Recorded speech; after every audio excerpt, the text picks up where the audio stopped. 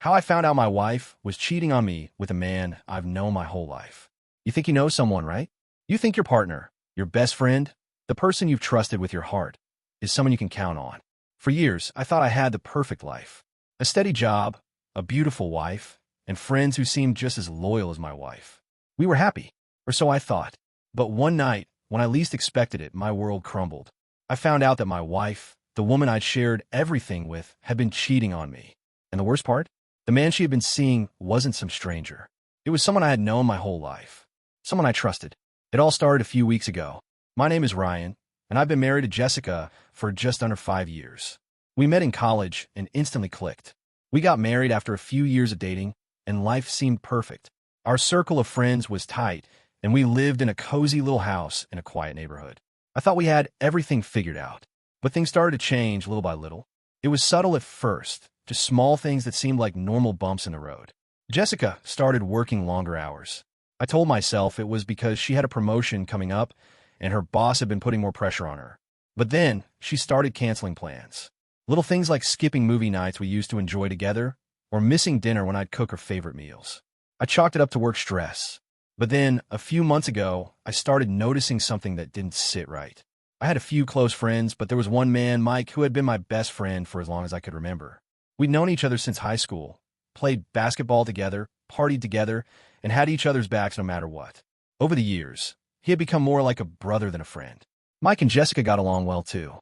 They'd had dinner a few times as a couple with me, but I never thought much of it. I trusted both of them completely. They were both close to me, and I never once imagined that something could be going on between them. One evening, Jessica was late coming home from work. It wasn't unusual for her to be late sometimes, but this time felt different. She hadn't texted or called. My mind started racing, nothing dramatic, just little doubts here and there. I tried to focus on a show I was watching, but I couldn't shake the feeling that something was off. She walked in just as the credits were rolling. I smiled, expecting her to apologize for being late, but she didn't.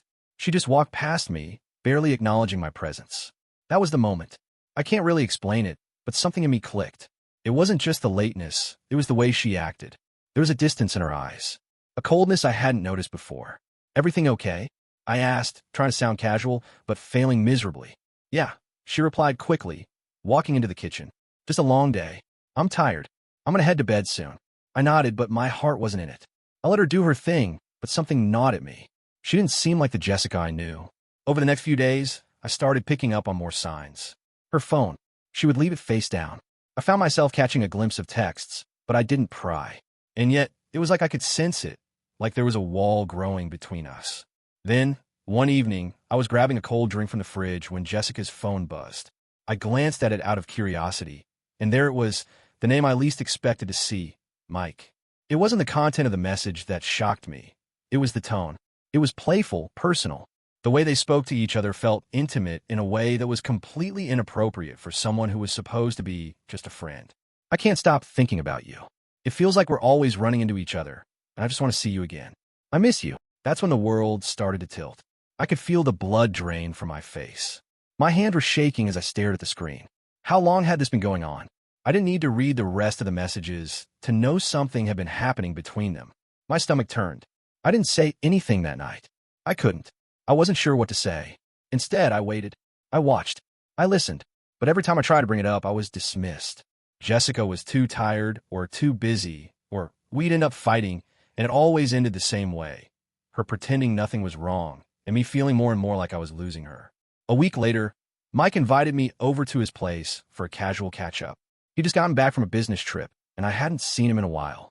I figured it'd be good to talk, maybe get some answers. I arrived at his apartment, and he was already there, a beer in hand, looking like he'd been waiting for me. "Hey man, how's it going?" Mike asked, clapping me on the back like we hadn't missed a beat. I could almost pretend everything was normal, but I couldn't get the text out of my head. We drank a few beers and watched the game. I didn't know what to say. But then, after a while, he turned to me, looking nervous. "Look, man, I know this is going to sound strange, but I need to tell you something. It's been eating at me." My heart dropped. "What is it?" I asked, my voice hoarse. "I've been seeing Jessica," he admitted, his voice barely above a whisper. I didn't mean for it to happen. I never thought it would go this far, but it did. I couldn't breathe. I wanted to scream, to hit something, but instead I just stood there. The betrayal felt like a punch in the chest. My best friend, the guy I trusted with everything, had been sleeping with my wife. He went on, apologizing, telling me he never meant for it to happen, that it had started out innocent, just a few late-night chats, and then one thing led to another. But I didn't need the details. I couldn't process it. I just wanted to get out of there. I need you to leave, I said, my voice barely audible. Both of you, get out of my life. I walked out, my mind racing. The world had spun out of control, and I didn't know where to go from here. The man I had known my whole life was now my enemy. And Jessica was the one who had tore it all apart. I didn't speak to either of them for weeks. I couldn't. The betrayal was too fresh. It wasn't just that she had cheated on me. It was that she had done it with someone I trusted. Someone who knew everything about me, my weaknesses, my insecurities. He had seen me in my most vulnerable, and he had taken advantage of that trust. I spent days and days going through the motions of life. I tried to distract myself with work, with friends, with anything to take my mind off the reality that had hit me. But nothing worked. Every corner I turned, every moment I was alone, I thought about her, about the lies, the hurt, the emptiness she had left behind. I couldn't talk to anyone. Not my family, not my friends. How could I? No one would understand the level of betrayal I was feeling. I had trusted her with everything, and she had taken that trust and crushed it under her heel. Eventually, I had to face her. I called Jessica one day, after weeks of silence, and asked her to meet me.